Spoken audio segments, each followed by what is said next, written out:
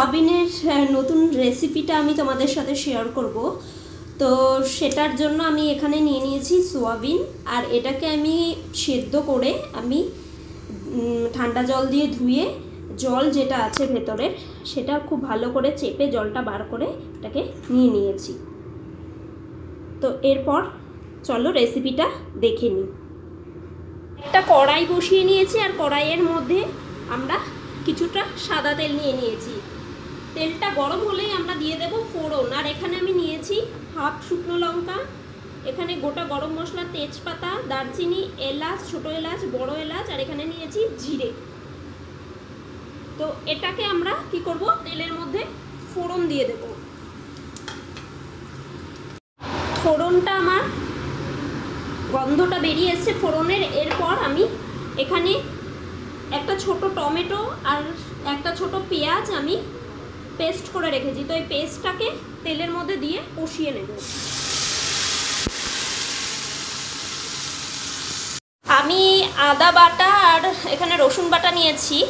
তো তোমরা যদি চাও তো রসুনটাকে খোসা ছাড়িয়ে তারপর একবারে অনেকটা রসুন এইভাবে পেস্ট করে এটার সাথে একটু লবণ আর একটু সরষের তেল মিশিয়ে, দুটোর সাথেই, আদার সাথেও আদা পেস্ট করে তার সাথে একটু সরষের তেল আর একটু লবণ মিশিয়ে যদি ডিপ ফ্রিজে রেখে দাও, এটা 15 থেকে 20 দিন তোমরা স্টোর করতে পারবে।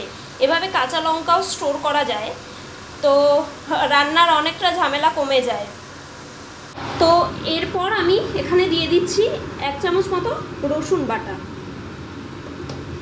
দিচ্ছি এখানে হাফ চামচ মতন আদা বাটা। তো এবার মশলাটাকে ভালো করে কষিয়ে নিতে হবে। আর এভাবে যদি স্টোর করি অনেক সময় কি হয়, অল্প একটু রসুন বা আদা মিক্সিতে পেস্ট করা যায় না, খুব প্রবলেম হয়। তো এইভাবে পেস্ট করে যদি আমরা ডিপ ফ্রিজে রেখে দিতে পারি তো 15 দিন মতন খুব ভালোই থাকে, কিছুই হয় না। 15 থেকে 20 দিনও রাখা যায়, তবে সরষের তেল আর লবণটা অবশ্যই দিতে হবে। এরপর আমি দিয়ে দিচ্ছি লবণ, এটা যে যার টেস্ট অনুযায়ী দেবে। আর এখানে দিয়ে দিচ্ছি একটু লাল লঙ্কার গুঁড়ো, দিচ্ছি হলুদের গুঁড়ো,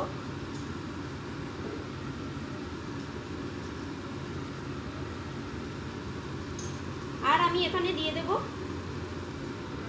জিরের গুঁড়ো, আর একটু দেব ধনিয়ার গুঁড়ো। তো এবার এটাকে ভালো করে মিক্সড করে নিতে হবে।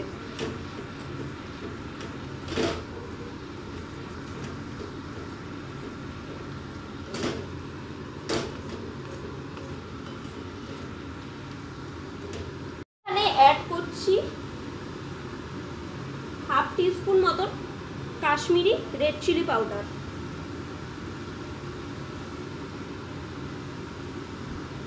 আর এখানে আমি অ্যাড করব টেস্টের জন্য একটু চিনি।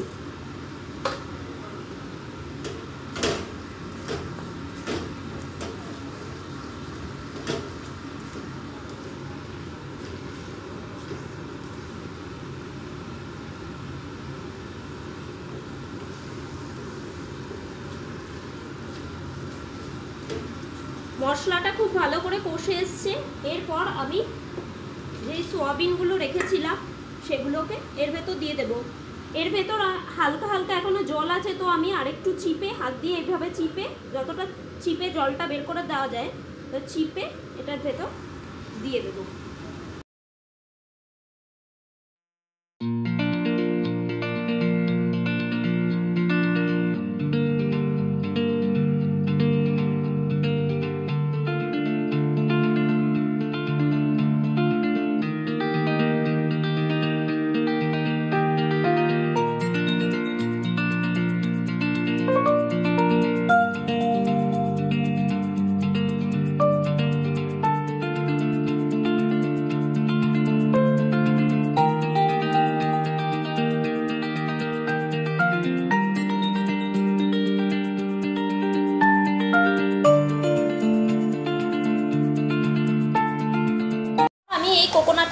পাউডারটা নিয়ে নিয়েছি, আর এটার ভেতরে এরকম একটা প্যাকেটে থাকে মিল্ক পাউডারটা, তো এটাকে বের করে নিয়েছি।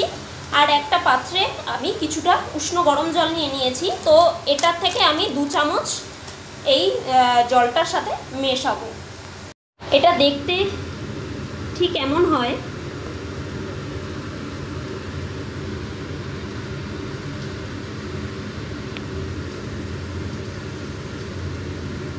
এবার এটাকে জলের মধ্যে মিশিয়ে দেব। এমন 2 চামচ আমি এই জলের মধ্যে, এটাকে জলের মধ্যে মিশিয়ে এরপর এরকম একটা চামচ দিয়ে এটাকে খুব ভালো করে মিশিয়ে নিতে হবে। আর এটাকে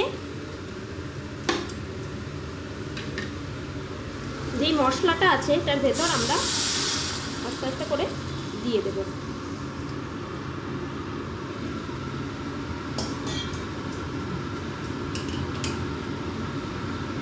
আর এটাকে খুব ভালো করে মিশিয়ে নেব, আর এটাকে হতে দেব। এই কোকোনাট মিল্ক পাউডারটা যদি আমরা মিক্সড করি তো গ্রেভিটা খুব একটা স্মুথ হয় আর একটা ঘন হয়ে আসে, তো এটা খেতেও খুব ভালো লাগে। তো চলো এটাকে ফুটতে দিই আর তারপর দেখা। গ্রেভিটা একদম শুকিয়ে এসছে, এর থেকে বেশি আমি শুকাবো না। আর এটার সাথে আমি অ্যাড করছি একটু ঘি, আর আমি এটার সাথে অ্যাড করব গরম মশলা গুঁড়ো।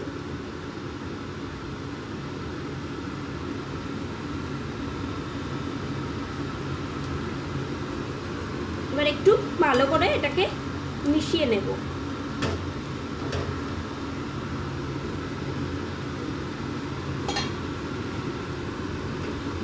গ্যাসের ফ্লেমটা অফ করে দিচ্ছি, আর আমাদের রেসিপিটা একদম রেডি। তো এভাবে একবার বানিয়ে দেখো, দারুণ লাগে খেতে। আর এটা রুটি, পরোটা, ভাত, যার সাথে ইচ্ছা এটা তোমরা সার্ভ করতে পারো।